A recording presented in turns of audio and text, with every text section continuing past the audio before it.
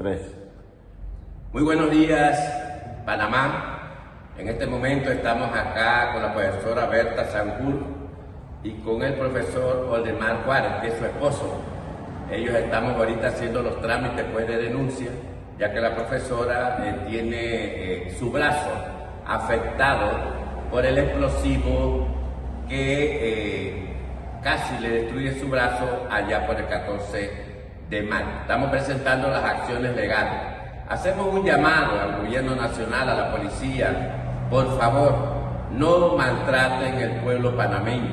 Señor presidente, estos casos van a ir hasta la Corte Interamericana de los Derechos Humanos en Washington, D.C. Esto no puede quedar impune. Jamás se había visto tanto daño a los panameños, personas muertas en Darién, en Bocas del Toro, en Tolé, personas en los Nové han perdido los ojos 2 personas. La profesora tiene el brazo que está siendo sometido a un tratamiento de 6 meses para ver cómo le queda su brazo.